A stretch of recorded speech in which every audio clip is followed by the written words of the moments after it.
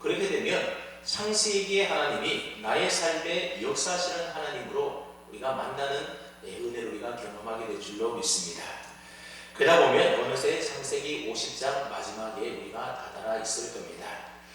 여러분, 창세기는 성경 66권 가운데 맨 앞에 위치해 있는 첫 번째 성경이 바로 창세기지 않습니까? 맨 앞에 있다라고 하는 것은 이 창세기 말씀이 나머지 성경 말씀을 여는 열쇠와도 같은 것이다, 그렇게 볼 수가 있는 겁니다. 그래서 이 창세기가 열리게 되면 성경 전체가 다 열리게 되는 겁니다. 그만큼 창세기는 중요한 책이라고 말할 수 있습니다. 그래서 종교개혁을 일으켰던 마틴 루터는 이 창세기에 대하여 이런 말을 했습니다. 창세기는 성경 가운데 가장 가치 있는 진수요, 그 내용이 있었어도 창세기보다 아름다운 글이 없다, 그렇게 말할 정도로 창세기는 참 중요한 책이고, 창세기는 우리가 창세기 말씀 우리가 알고 그 믿음의 고백을 넘어서야만 우리가 다른 성경도 우리가 읽고 또 믿음으로 고백할 수 있게 되는 겁니다. 특별히 창세기는 모든 것의 기원에 관하여 설명해 주는 책이 바로 창세기입니다. 그래서 창세기를 읽어보면 우주의 기원이 어디에 있는지, 그 우주의 기원에 대해서도 밝히고 있고, 인류의 시작에 대해서도, 또 우리의 가정이 어디에서 시작됐는지, 가정의 출발도, 그리고 죄의 시작, 반역의 시작, 안식, 구원, 살인, 문명, 민족들, 그리고 오늘날 다양한 이 많은 언어들이 도대체 어디서부터 생겨나게 되었는지, 이런 것들의 시작에 관하여서 그 기원을 알려주는 책이 바로 창세기다 말할 수 있습니다. 그렇기 때문에 우리는 창세기를 통해서 우리는 왜 지금 이렇게밖에 살 수가 없는지, 어떻게 우리의 삶이 회복될 수 있는지에 대해서도 아마 우리가 창세기를 읽어가면서 발견할 수 있게 될 겁니다. 그 중에서도 우리가 읽은 창세기 1장 말씀은 태초에 하나님께서 아무것도 없는 무에서 천지 만물을 창조하신 창조사에 관한 이야기가 창세기 1장에 기록되어 있습니다. 여러분, 무슨 책이든지 서론이라는 게 있고 설명이라는 것이 있게 마련이지 않습니까? 근데 이 창세기의 시작은 아무런 서론도 없이 그저 단지 하나의 선언으로 시작을 하고 있다는 겁니다. 그 선언이 바로 오늘 읽었던 창세기 1장 1절 말씀, 태초에 하나님이 천지를 창조하시니라, 이 선언으로 창세기가 시작을 하고 있습니다. 여러분, 이 구절을 우리가 가만히 보게 되면 우리말로는 네 구절로, 네 단어로 구성된 아주 간단한 문장으로 되어 있는 말씀입니다. 아마 이런 일 가운데 태초, 하나님, 천지, 창조라는 단어에 대해서 알지 못하거나 또는 그것에 대해서 이해하지 못하는 사람은 아무도 없을 겁니다. 그러나 창세기 1장 1절을 구성하는 이 네 가지 단어를 우리가 좀 유심히 생각을 해본다고 한다면 이 네 단어가 모두 다 하나도 빠짐없이 모두가 다 우리 인간이 결코 쉽게 이해할 수 없는 단어들로 되어 있다는 것을 알 수가 있습니다. 먼저 태초라고 하는 단어를 보면, 여러분, 태초라는 것은 언제를 말하는 것이겠습니까? 즉, 언제 이 우주가 생겨났겠습니까? 몇백만 년 전에 생겨났겠습니까? 아니면 몇천만 년 전, 아니면 몇억만 년 전, 아니면 그보다도 훨씬 이전인 몇천억만 년 전에 생겨난 것일까요? 과학만능의 시대라고 하는 오늘날에도 이에 대하여 정확하게 대답을 할 수 있는 사람은 한 사람도 없다는 겁니다. 두 번째 단어인 하나님은 또 어떻습니까? 여러분, 하나님은 도대체 누구이며 어떠한 분이십니까? 우리 인간이 보이지 않는 하나님을 완전히 알 수 있는 것이겠습니까? 그것은 불가능한 일인 겁니다. 물론 하나님께서 자신을 계시로 나타내 보여주신 성경을 통해서라든지, 아니면 하나님이 육신의 몸을 입고 이 땅에 직접 오신 예수님을 통해서 우리가 하나님에 대하여 알 수는 있지만, 그러나 그렇다 하더라도 그것을 통해서 하나님에 대하여 완전 무결하게 다 알 수 있는 것이 아니라고 하는 겁니다. 하나님이 우리에게 보여주시고 나타내 주신, 계시해 주신 그 부분에 대해서만 우리가 하나님을 알 수가 있는 겁니다. 여러분, 세 번째 단어는 천지인데, 이 천지라는 단어는 또 어떻습니까? 세상 천지가 얼마나 크고 광대한지에 대하여 다 아는 사람이 있겠습니까? 하나님이 만드신 이 우주가 얼마나 광활한지 다 측량할 수 있는 자가 이 세상에는 아무도 없다라는 겁니다. 아무리 최신 과학설들을 다 동원해서 우리 인간이 관측할 수 있는 가장 먼 별의 거리가 어느 정도에 위치해 있는가 하면 200억 광년 거리에 있는 별이라고 합니다. 근데 여러분 200억 광년이라고 하는 이 거리가 어느 정도냐 하면 여러분 1초의 빛이 30만 킬로미터를 그렇게 전진한다고 합니다. 한 1초째가 그러면 빛이 지구 7바퀴 반을 도는 거리를 빛이 가는 속도입니다. 근데 이러한 빛이 200억 년 동안 여러분 1억 년만 한다라도 상상이나 갈 수 있는 연도겠습니까? 만년이 만번 돼야 1억 년인데 1억 년도 아니라 200억 년이라고 하는 겁니다. 그것도 빛이 가는 속도로 그렇다고 하는 겁니다. 그러니 200억 광년이라고 하는 기간은 사실 상상할 수 없는 그런 거리인데 그 기간 동안 빛이 가는 거리라고 하니 여러분 그 우주라는 크기가 얼마나 크겠습니까? 그런데 인간의 과학에 의해서 확인된 이 사실도 천지 전체의 크기가 결코 아니라고 하는 겁니다. 그저 천지의 일부분뿐인 겁니다. 그러니 과연 이 세상 인간 가운데 그 어느 누가 감히 천지를 다 안다라고 말할 수가 있겠습니까? 네 번째 단어가 창조라고 하는 단어입니다. 여러분 창조의 비밀을 완전히 다 알 수 있는 사람이 누가 있겠습니까? 또 창조의 능력을 완전히 행할 수 있는 사람이 이 세상에 어디 있겠습니까? 여러분 나의 사지백체는 분명히 나의 것이지 않습니까? 나의 것이라고 한다면 두말할 필요도 없이 내 마음대로 할 수 있어야만 내 것이 아니겠습니까? 근데 여러분 내 머리카락이 내 것임에도 불구하고 여러분 머리에서 돋아나는 흰머리를 막아낼 사람이 아무도 없다는 겁니다. 우리에게는 창조의 능력을 갖지 못했기 때문에 그렇습니다. 의학이 아무리 발달한 첨단 기술 시대라 하더라도 여러분 사람의 피를 만들어낼 수는 없는 겁니다. 창조의 비밀을 알지 못한다는 겁니다. 따라서 하나님처럼 창조를 행할 수 있는 인간은 이 세상에 존재하지가 않는 겁니다. 이처럼 인간의 이성으로서는 도저히 파악할 수 없는 신비스러운 네 단어로 구성된 창세기 1장 1절 말씀 앞에 우리는 그저 겸손일 수밖에 없다라고 하는 겁니다. 그래서 창세기 1장 1절 말씀은 분석의 대상, 이해의 대상이 아니라 믿음의 대상이 되는 말씀이라고 하는 겁니다. 그렇기 때문에 창세기 1장 1절은 우주의 기원에 대한 설명이나 설득보다는 그것에 대한 진리의 말씀에 대한 선포와 선언으로 시작을 하고 있다는 겁니다. 그래서 창세기는 사람의 이성이나 합리성에 호소를 하지 않습니다. 그래서 어떤 수식어도 1장 1절에 보면 나오지 않습니다. 그럼에도 불구하고 하나님이 천지를 창조하셨다고 하는 사실을 우리가 분명히 믿고 고백한다면 더 이상 믿지 못할 것이 우리에게는 없고 의심할 것이 없다고 하는 겁니다. 여러분 천지 창조를 우리가 믿는데 다른 무엇을 믿지 못하겠습니까? 그래서 성경의 첫 구절인 태초에 하나님이 천지를 창조하시니라 이 말씀을 우리가 믿느냐 안 믿느냐에 따라서 우리의 인생이 달라질 수가 있는 겁니다. 다시 말해서 하나님께서 나의 창조주이심을 믿느냐 믿지 않느냐에 따라서 우리 인생의 과정과 결과가 한이하게 달라질 수가 있는 겁니다. 여러분 우리 기독교 신앙의 가장 기초와 출발은 바로 하나님께서 천지의 창조주 되심과 나를 지으신 분이라고 하는 이 믿음으로부터 우리 기독교 신앙이 출발하는 것 아니겠습니까?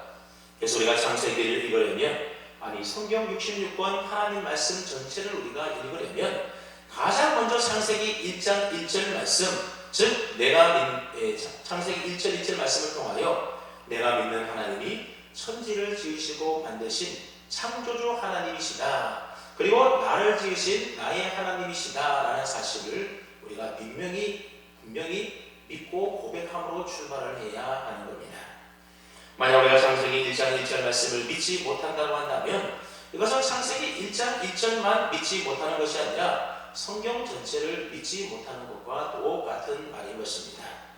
왜냐하면 창세기 1장 1절 말씀은 계시록 마지막 22장 21절까지 모든 성경과 연결이 되어 있기 때문에 그렇습니다. 그렇기 때문에 나는 창세기 1장 1절을 인정하지 않습니다 라고 하는 말은 곧 나는 성경 전체를 인정하지 않습니다 라는 말과 똑같은 말인 것입니다. 여러분 하나님에 대해서 논할 때에 하나님의 천지 창조를 빼놓고 하나님에 대하여 논할 수가 있겠습니까? 어림도 없습니다. 하나님의 천지 창조를 빼놓고 하나님의 구원과 인간의 생명에 대하여 논할 수가 있겠습니까? 논할 수가 없다라는 겁니다. 다시 말씀드리면 우리가 창세기 1장 1절 말씀을 받아들이지 못하고 믿지 못한다고 한다면 성경에서 말하고 있는 그 다음에 그 모든 것들을 우리가 다 믿지 못하고 받아들일 수가 없다라고 하는 겁니다. 그러므로 창세기 1장 1절 이 짧은 간단한 말씀이지만 이 말씀이 우리 신앙의 든든한 기초가 되고 기본이 되고 마치 반석과도 같은 말씀이 바로 이 창세기 1장 1절 말씀인 겁니다. 그렇기 때문에 창세기 1장 1절 말씀을 믿지 못하고 인정하지 못한다고 한다면 우리 신앙은 마치 모래 위에 세운 집처럼 언젠가는 무너지고 말게 된다는 겁니다. 그러니 간단한 말씀이지만 이 창세기 1장 1절 말씀은 우리의 신앙과 생활에 있어서 얼마나 중요한 말씀인지 모릅니다. 그래서 창세기 1장 1절 말씀이 성경 맨 앞에 제일 처음으로 나오고 있는 겁니다. 그러므로 저와 여러분 모두가 여호와 하나님께서 천지를 만드신 창조주 하나님이 되신다는 사실을 분명히 믿고 고백할 수 있기를 바랍니다. 여러분이 기억나실지 모르겠지만 작년 연초에 사도신경을 우리가 배웠는데 이 사도신경을 배울 때에 창조주 하나님에 대해서 우리가 이미 공부한 바 있습니다. 그때는 기독교 창조론의 가장 걸림돌이 되는 진화론의 허구성에 대해서 우리가 좀 지난번에는 살펴보았는데 오늘은 창세기 1장 1절 말씀을 우리의 삶에 적용시켜서 창조신앙의 유익이 오늘 우리에게 어떻게 도움이 되는지 창조신앙의 유익에 대해서 오늘 좀 살펴보고자 합니다. 여러분 창세기는 누가 썼습니까? 성령의 감동으로 모세가 쓴 책이 바로 창세기입니다. 유대인들은 창세기부터 신약에서 출애굽기, 레위기, 민수기, 신명기 이렇게 5권의 성경을 가르쳐서 토라다 그렇게 말을 하는데 이 토라의 저자가 누구인가 하면 바로 모세입니다. 그래서 모세가 쓴 5권의 성경이다. 그래서 모세오경이다. 그렇게 말을 하는 겁니다. 그렇다면 모세가 이 창세기를 언제 무엇 때문에 기록했겠습니까? 우리가 성경을 읽을 때에 누가 언제 어디에서 어떤 목적과 의도를 가지고 이 성경을 썼는지에 대해서 우리가 잘 알아야만 그래야만 성경을 우리가 올바로 이해하고 해석을 할 수가 있게 되는 겁니다. 그다음 모세가 창세기를 기록한 이유가 무엇이겠습니까? 우리가 그 사실을 알려면 모세가 창세기를 썼을 때에 처음 독자가 누구인지를 아는 것이 좀 필요합니다. 왜냐하면 모세는 이 말씀을 듣는 그 처음 독자를 위하여 이 창세기의 말씀을 기록하였기 때문에 그런 것입니다. 그래서 우리가 성경을 읽을 때에 그 말씀을 처음 들었던 1차 독자의 시점에서 성경을 볼 필요가 있는 겁니다. 그렇다면 모세가 기록한 창세기의 1차 독자는 누구였겠습니까? 즉 모세는 누구를 위하여 이 창세기를 기록하고 있는 것입니까? 바로 출애굽한 이스라엘 백성들을 위하여 이 성경을 기록하고 있었던 겁니다. 그들은 애굽에서 430년 동안이나 종살이를 하며 지냈던 사람들이 바로 출애굽한 이스라엘 백성들이지 않습니까?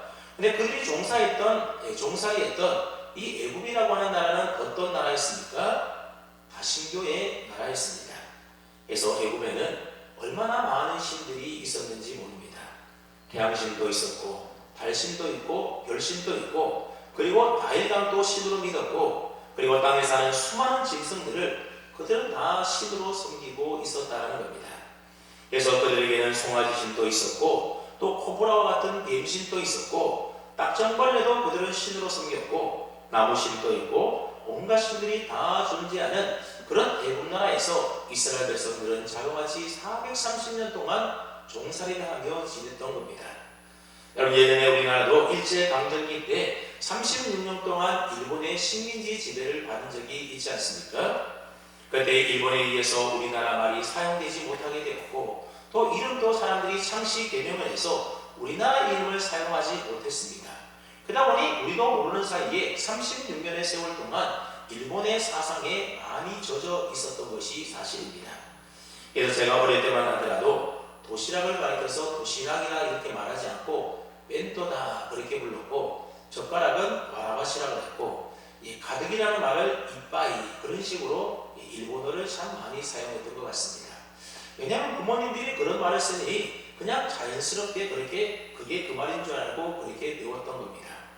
여러분, 우리가 일본 시리아에서 36년을 살았는데 그랬다라고 한다면 이스라엘은 430년 동안 애굽에서 살았으니 거의 그들의 사상과 생각이나 가치관이라고 하는 것은 거의 애국화 되었다라고 보는 것이 거의 맞다라고 볼 수가 있습니다. 물론 그들의 조상들로부터 하나님에 관하여 쭉 들어왔겠지만, 그러나 그들이 생각하는 하나님은 어떤 하나님이겠습니까? 애국의 수많은 신들 가운데 하나 정도로 아마 생각할 가능성이 많다라고 하는 겁니다. 창세기는 바로 이런 이스라엘 백성들을 위하여 하나님이 모세를 통하여 계시한 책이 바로 창세기인 겁니다. 여러분, 이스라엘 백성들이 애국에서 탈출하여 광야에 살아갈 때에 조금만 힘들면 불평하고 원망하지 않았습니까? 그럴 때마다 그들의 입에서 나온 말이 무슨 말이었습니까? 애국에서는 어떠했는데 광야에는 이렇다. 애국에서는 그렇게 고기도 먹고 마늘도 먹고 이것저것 다 먹었는데 우리는 광야에서 굶어 죽는다. 그러면서 애국과 자기들이 살던 애국과 지금들이 자기가 처해 있는 이 광야 땅을 비교하면서 모세에게 원망하고 하나님께 불평을 쏟아냈습니다. 그러니까 애국의 사상이 그들 뼛속 깊은 곳까지 다 배어 있었다고 하는 겁니다. 하나님은 모세를 통해서 그런 이스라엘 백성들에게 하나님을 믿으라고 가르쳐야만 했던 겁니다. 근데 아무리 가르쳐도 그들에게는 어떤 가능성이 있다는 겁니까? 하나님을 애국의 수많은 신들 가운데 하나처럼 생각할 가능성이 여전히 그들에게 남아있는 겁니다. 그래서 아예 처음부터 못 박아두는 겁니다. 여호와 하나님은 너희들이 알고 있던 애국의 수많은 신들 가운데 한 신이 아니라는 겁니다. 그분은 온 우주 만물 천지를 무에서 유를 창조하신 창조주 하나님이시다라고 하는 것을 그 위대한 선언으로 이스라엘 백성들을 가르쳤던 겁니다. 여러분, 출애굽기 32장에 보게 되면 모세가 시내산에 올라가서 십계명을 받는 내용이 나오게 되는데, 그때 사날에 있었던 아론과 이스라엘 백성들은 어떻게 합니까?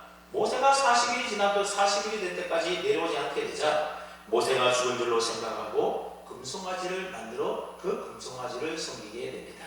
그리고 그 금송아지의 이름을 그들이 뭐라고 붙였는가 하면 여호와다, 그렇게 붙였다라는 겁니다. 여러분, 이게 그냥 된 것이 아니라 그들이 애국에서 배운 대로 된 것입니다. 그러니까 그들이 생각하는 하나님, 여호와 하나님은 어떤 하나님으로 생각했던 겁니까? 그것은 애국에서 섬기던 여러 신 가운데서 아마 송아지 신이 아닐까, 그래서 송아지를 만들어서 그 송아지를 하나님으로 이렇게 믿고 섬기려고 했던 겁니다. 그들은 모세가 가르쳐준 하나님이라고 하는 신은 그저 애굽의 여러 다른 신들보다도 조금 더 힘이 셌던 그런 신으로 생각을 했던 것입니다. 그래서 하나님은 모세를 통해서 여호와 하나님이 어떠한 분인지를 바로 가르치고 바로 잡아주기 위하여 창세기를 쓰게 되었던 겁니다. 하나님은 송아지 신도 아니고 태양 신도 아니고 애국 사람들이 신으로 섬기던 그 모든 것들을 직접 만드시고 지으신 창조주 하나님이라는 사실을 이 창세기의 말씀을 통하여 그들에게 가르쳐야 될 필요가 있었던 겁니다. 그래서 나중에 출애굽기에 가보게 되면 십계명을 주시면서 나 외에 다른 신들을 섬기지 말라, 너를 위하여 우상을 만들지 말라, 그런 구체적인 계명까지 그들에게 주었던 것입니다. 그러기 전에 하나님은 가장 먼저 창세기를 시작하면서 애국 사람들이 섬기던 천지에 있는 그 모든 것들, 즉 하늘에 있는 수많은 것들, 땅에 있는 그 수많은 것들, 바다에 있는 많은 것들, 강에 있는 것들, 그리고 우주에 충만한 그 모든 것들을 누가 만드셨다는 겁니까? 바로 창조주 하나님이 만드셨다고 하는 겁니다. 그 하나님이 바로 너희 조상들과 언약을 맺은 이스라엘의 하나님이시다라고 하는 사실을 이 창세기를 통하여 이스라엘 백성들에게 가르치셨던 것입니다. 그렇게 볼 때 창세기의 이 말씀은 21세기를 살아가는 오늘 우리들에게는 하나님이 누구인지를 분명하게 가르쳐주는 성경이다라고 볼 수가 있는 겁니다.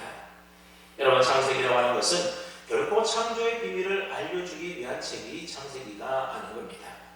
그래서 우리가 창세기를 대할 때에 우리의 호기심을 충족시키기 위하여 우리가 창세기를 읽을 것이 아니라 창세기에 기록된 하나님이 어떤 하나님인지를 우리가 배우고 그 하나님을 신뢰하는 것이 무엇보다도 중요하다는 겁니다. 그러 그럴 것이 창세기에 나타난 하나님은 출애굽한 이스라엘 백성들에게만 계시되어야 할 하나님이 아니라 오늘을 살아가는 21세기 첨단화된 과학사회를 살아가는 저와 여러분에게도 동일하게 필요한 계시된 하나님의 말씀이라고 하는 겁니다. 비록 우리가 출애굽은 하지 않았지만 광야와 같은 험악한 이 세상 속에 우리들이 살아가고 있지 않습니까?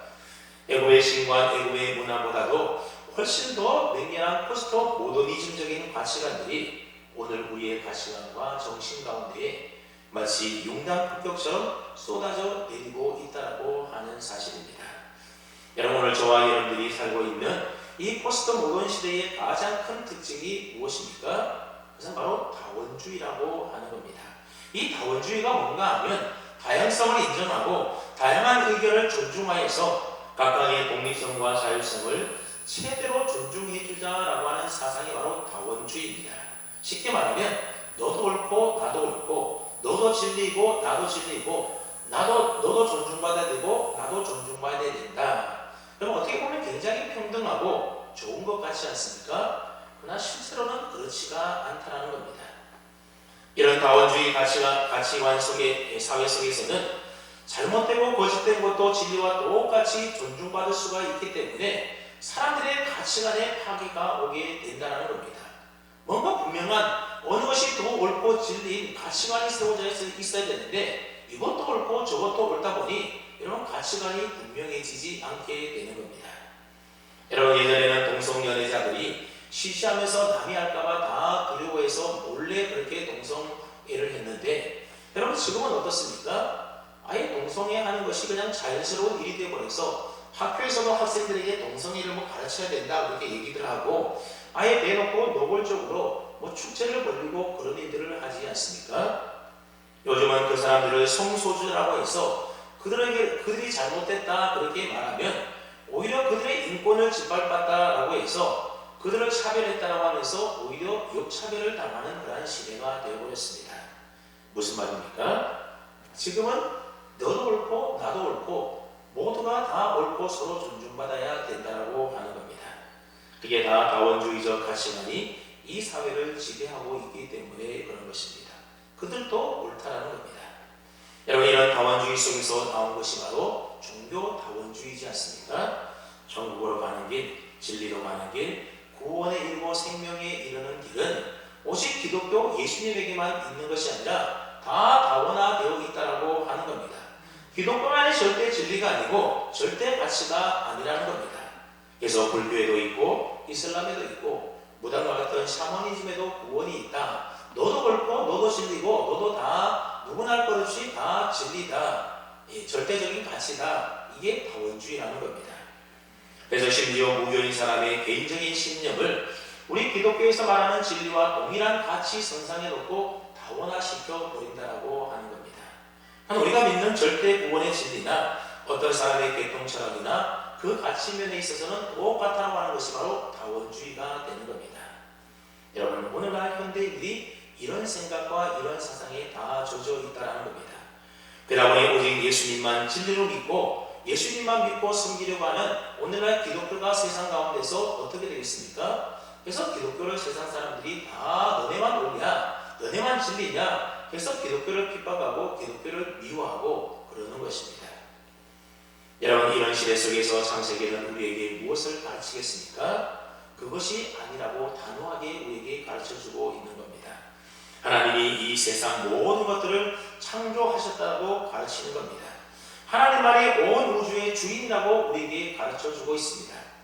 오직 하나님만이 우리가 믿고 섬기고 경배해야 될 유일한 분이시라고 우리에게 가르쳐주고 있는 겁니다.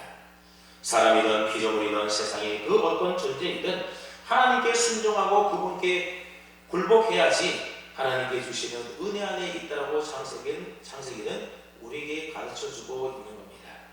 그렇기 때문에 애굽에서 430년 동안 애굽의 가치관에 절어있던 이스라엘 백성들 못지않게 오늘날 세속적인 가치관에 융단 폭격을 당하고 사는 저와 여러분들이 기독교적인 가치관을 잘 지켜나가기 위해서는 이 창세기의 말씀을 잘 배워야 될 필요가 있다고 하는 겁니다. 또 하나, 하나님께서 모세를 통하여 오늘 본문 말씀인 창세기 1장 1절 말씀을 이스라엘 백성들에게 하시는 이유가 또 있었다라고 하는 겁니다. 그래서 바로 출애굽한 이스라엘 백성들에게 창조 신앙을 갖게 함으로 그들이 지금 처해 있는 상황 가운데서 오직 하나님만 바라보고 하나님만 믿고 섬기며 의지하도록 하기 위해서 하나님은 창세기 1장 1절 말씀으로 시작을 하고 있는 겁니다. 여러분, 출애굽한 이스라엘 백성들은 광야에서 살아본 적이 없는 자들이었습니다. 하나님이 약속하신 가나안 땅이 어디에 있는지, 또 그곳을 가려면 어디로 가야 하는지, 또 얼마나 가야 하는지 그들은 전혀 모르는 상황이었다라고 하는 겁니다. 그래서 그들이 애굽에 나올 때 싸가지 왔던 음식이 만약에 다 떨어진다고 한다면 아무 먹을 것도 마실 물도 없는 그 광야에서 뭘 먹고 살아야 될지 사실 막막한 것이 그들의 입장이었습니다. 광야에 내리쬐는 뜨거운 태양볕과 한밤의 추위는 또 어떠했겠습니까? 물론 하나님께서는 그들을 다 지켜주시고 보호하실 계획을 다 갖고 계셨지만 출애굽하여 광야로 막 나온 이스라엘 백성들 입장에서는 그저 그 모든 것들이 다 캄캄해 보일 것뿐이었다라고 하는 겁니다.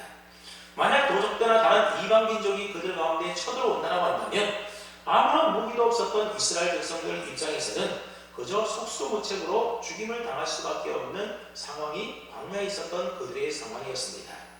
그러니 광야에서 살아가는 그들의 삶이라고 하는 것은 하루하루가 굉장히 불안하고 두려움과 염려가 가득했던 불안정한 삶이 바로 그들의 광야에서의 삶이었습니다. 하나님은 그런 그들을 향하여 뭐라고 선언했다는 겁니까? 대초에 하나님이 천지를 창조하시니라, 그렇게 선언하고 있는 겁니다. 즉 하늘과 땅과 바다를 누가 만드셨다는 겁니까? 내가 만들었다는 겁니다. 이 세상 천지 만물을 창조주인 내가 만들었는데 너희들이 이 광야에서 먹고 사는 문제 정도 내가 해결해 줄 수 없겠니? 라고 하나님이 그들에게 말씀하시는 것입니다. 하나님은 자신들 앞에 놓여있는 불안정한 삶으로 인하여서 염려하며 두려워하는 이스라엘 백성들을 향하여서 천지를 만든 내가 너희와 함께 있어서 너희를 도울 테니 너희는 두려워하지 말고 염려 걱정하지 말라고 지금 선언하고 있는 겁니다. 여러분, 하나님의 이 말씀을 오늘 저와 여러분들도 들을 수 있기를 바랍니다. 여러분, 오늘 우리의 삶도 가만히 보면 요즘 코로나19로 인하여서 과연 앞으로 우리의 삶이, 우리의 미래가 어떻게 될지 이런 모든 것들이 다 불확실하고 그 불확실함으로 인하여서 우리에게 염려와 걱정과 두려움이 있는 것이 사실이지 않습니까? 그런 우리를 향하여 하나님은 뭐라고 말씀하신다는 겁니까? 대초에 하나님이 천지를 창조하셨다, 그렇게 선언하고 계십니다. 내가 이 모든 세상 다 만들었다는 겁니다. 현실의 문제 앞에서 두려워할 수밖에 없는 그런 상황 가운데서도 하나님은 내가 이 세상을 만든 창조주 하나님이야. 그러니 너는 나만 믿으면 돼. 나를 꽉 붙잡아. 그렇게 말씀하고 계시다는 겁니다. 그러므로 우리 앞에 놓여있는 문제만을 바라보지 마시고 현실을 바라보지 마시고 누구를 바라보아야 된다는 겁니까? 온 우주 만물을 만드시고 우리를 지으신 창조주 하나님을 바라보라고 하는 겁니다.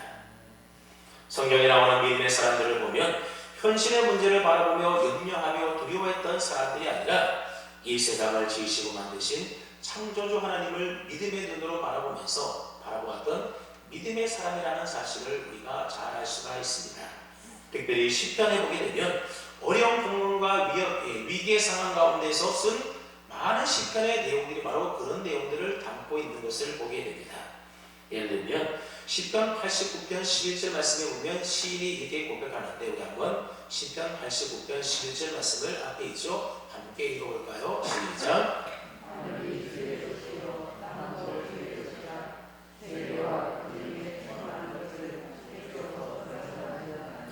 시편 89편 11절 말씀에 보았더니 하늘도 땅도 다 누구의 것이라고 말씀합니까? 그것을 만드신 주의 것, 즉 하나님의 것이다 말씀하고 있습니다. 그래서 하늘과 땅뿐만이 아니라 세계와 그 중에 충만한 모든 것들이 다 하나님이 건설하셨다, 하나님이 만드시고 지으시고 하나님이 창조하셨다라는 겁니다. 그 하나님이 내가 고난 중에서도 바라보고 찬송해야 될 나의 하나님이시라고 그렇게 시편 기자는 노래하고 있는 겁니다. 시편 102편 25절 말씀에도 보면 비슷한 내용이 나오는데, 주께서 옛적에 땅의 기초를 놓으셨사오며 하늘도 주의 손으로 지은 바 지으신 밤이다. 그렇게 시인이 노래하고 있습니다. 하나님께서 옛적에 땅의 기초를 놓으시고 하늘도 하나님이 다 지으셨다라고 하는 겁니다. 시편의 내용을 보게 되면 지금 문제의 상황 앞에 놓여 있음에도 불구하고 그 문제와 상황에 대하여 집중하고 집착하는 것이 아니라 그 문제의 상황보다도 더 크고 위대하신 창조주 하나님을 향하여 그 시선을 집중하고 있다는 사실을 볼 수가 있습니다. 여러분, 우리의 인생도 마찬가지라는 겁니다. 여러분, 우리가 지금 평안하다고 하더라도 언제 우리의 인생 가운데 어려움과 위기가 찾아올지 아무도 모르지 않습니까? 그럴 때 우리 믿음의 성도들은 그 문제에 집중하여 염려와 두려움 속에서 사는 것이 아니라 나를 지으시고 천지를 창조하신 그 창조주 하나님을 바라보며 믿음으로 그 모든 상황 가운데서 하나님의 은혜로 그 어려움을 이기고 견뎌내야 한다는 겁니다. 이것이 바로 코로나19로 인하여 앞이 캄캄해 보이지 않는 이 답답한 현실 가운데서 믿음으로 승리하며 사는 비결이 되는 겁니다. 문제와 현실을 보지 말고 그 너머에서 이 모든 것들을 주관하고 계시고 모든 것들을 만드신 창조주 하나님을 우리가 기억하며 바라보아야 한다는 겁니다. 더불어 또 한 가지 오늘 본문 창세기 1장 1절 말씀은 하나님께서 우리 삶의 모든 시작의 주인이 된다고 하는 것을 우리에게 가르쳐주고 있습니다. 여러분, 오늘 본문 말씀은 태초에라는 말로 시작하고 있지 않습니까? 이 태초에라고 하는 말은 시간이 막 시작된 시간의 출발점, 시간의 원점을 가리키는 말이 바로 태초라고 하는 말입니다. 바로 그때 천지가 창조되었는데 그 주어가 누구라고 말하고 있습니까? 하나님이 주어라고 하는 겁니다. 다시 말하면 이 세상을 시작한 주체가 누구라는 겁니까? 바로 천지를 만드신 창조주 하나님이라고 하시는 겁니다. 그럼 여기에 굉장히 중요한 의미가 담겨져 있습니다. 시작의 주체가 하나님이 되는 그 순간에 어떤 일이 일어났는가 하면 바로 창조의 역사가 일어나게 되더라고 하는 겁니다. 오늘 우리는 이러한 사실을 우리의 삶에 적용시키며 살아가야 될 필요가 있습니다. 그래서 우리 인생의 시작점의 주어가 우리는 항상 누가 되도록 해야 되는가 하면 내가 되어서는 안 되고 하나님이 되도록 해야 한다는 겁니다. 결코 내가 내 인생의 출발점의 주어가 되어서는 안 되는 겁니다. 우리가 해마다 새해가 시작이 되면 우리가 새해가 시작될 때에 송구 영신 예배를 우리가 드림으로 한 해를 마감하고 또 새로운 한 해를 시작하지 않습니까? 새롭게 시작하는 올 한 해의 시작의 주체가 내가 아니라 바로 하나님이시라고 하는 것을 인정하고 고백함으로 우리는 새해의 첫 시간을 하나님께 예배드림으로 시작하는 것이 바로 송구 영신 예배입니다. 여러분, 주일날 예배드리는 것도 7일간, 6일간 일했기 때문에 하루 쉰다라는 의미가 아니라 한 주간의 첫 시작을 하나님께 예배드림으로 시작하는 것이 바로 우리가 주일날 나와서 예배를 드리는 겁니다. 여러분, 우리말 속담에 보면 시작이 반이다 그런 말이 있지 않습니까? 시작하는 마음이 그만큼 전부와 거의 반과도 같다고 하는 겁니다. 그런데 성경적인 원리에 따르게 되면 시작은 반 정도가 아니라 거의 전부다, 그렇게 이야기하고 있습니다. 여러분, 초신절이 되면 이스라엘 백성들은 보리 추수를 해서 하나님께 가장 먼저 첫 번째 이 곡식단을 하나님께 드리게 되는데 그 첫 번째 드리는 곡식단은 그 나머지 모든 곡식단을 하나님께 드린다는 의미를 가지고 첫 번째 곡식단을 드리는 것입니다. 그러니까 처음 시작이 나머지의 모든 것이 다 된다고 하는 겁니다. 그러게 볼 때 우리는 우리 인생의 처음 시작의 자리를 하나님이 주어가 되도록 그분께 드려야만 한다는 겁니다. 여러분, 한 가정의 시작인 결혼식도 마찬가지지 않습니까? 결혼식은 결혼식이 되어서는 안 되고 결혼 예배가 되어야만 마땅한 것입니다. 여러분, 한 가정은 한 남자와 한 여자가 만나서 결혼함으로 가정이 시작되는 것 아니겠습니까? 여러분, 그 가정의 시작은 누가 주어가 되어야 된다는 겁니까? 내가 되어서는 안 되고 하나님이 주어가 되어야만 하는 겁니다. 요즘 젊은이들 사이에서는 주례 없이 자기네들끼리 서로 서약하는 그런 결혼식이 참 유행인 것 같습니다. 그러나 결혼이라고 하는 것은 하나님이 짝지어 주심으로 하나님 앞에서 우리가 결혼하는 것이지 남들에게 보여주기 위한 쇼가 되어서는 결코 안 되는 겁니다. 결혼식은 결코 다른 사람에게 보여주기 위한 쇼가 아니라고 하는 겁니다. 요즘 젊은이들 결혼식을 보게 되면 되게 근사하고 멋있고 재미있고 독특한 이벤트식의 어떤 쇼를 만들기 위하여 애를 쓰고 있는 것 같은데, 여러분, 결혼식이라고 하는 것은 하나님 앞에서 이 가정의 시작의 주어가 하나님이십니다. 이 가정의 주인은 하나님이십니다. 그런 고백하는 예배로서 한 가정의 출발이 시작이 되어야 하는 것입니다. 그래야 하나님이 이 두 사람을 짝지어 주셔서 부부가 되게 한 그 가정이, 그 가정을 하나님이 축복해 주시지 않겠습니까? 여러분, 직장 생활도 다 마찬가지라는 겁니다. 여러분, 직장 생활의 주어가 누가 되어야 된다는 겁니까? 하나님이 되어야 한다는 겁니다. 사업을 시작해도 그 사업의 시작의 주어는 하나님이 되어야 합니다. 그래서 예전에 우리 믿음의 선배들을 보게 되면 직장 생활에서 받은 첫 번째 월급을 다 하나님께 드리는 그런 아름다운 전통이 있었는데, 지금은 그런 일들이 많이 퇴색되어 버린 것 같습니다. 무슨 말인가 하면, 하나님이 우리 삶의 시작의 자리에 주어가 될 때에 그때에 하나님의 창조의 역사가 그 가운데 일어나게 되더라고 하는 것입니다. 자녀들 여러분, 어떻게 여러분들은 태초에 하나님이 천지를 창조하셨다고 하는 이 사실을 분명히 믿고 고백하십니까? 그리고 온 우주 만물을 창조주 하나님께서 나 또한 지으신 나의 하나님 되심을 우리가 믿고 고백하십니까? 그렇다면 다원주의 사상이 융단 폭격처럼 쏟아지는 이 세상 가치관에 우리가 조금 더 흔들리지 마시고 오직 유일하신 창조주 하나님 한 분만을 믿고 경외하고 섬기면서 그분의 은혜 안에 우리가 하루하루 살아가야 하겠습니다.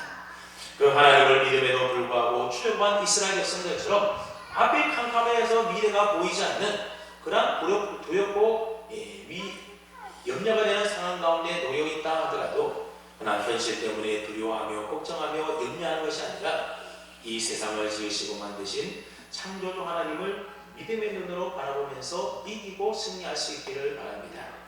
그리고 내 삶의 첫 자리는 하나님의 것인 줄 알고 하나님 앞에 내어드리면 그 첫 자리에 놀라운 창조의 역사가 일어나게 될 것이라고 하는 것을 우리에게 말씀해 주고 있습니다. 이 믿음 가지고 창조주 하나님을 나의 하나님으로 날마다 고백하며 그 하나님 믿고 섬기며 동행하며 살아가는 은혜의 삶을 살아갈 수 있는 저와 여러분 다 될 수 있기를 주님의 이름으로 축원합니다.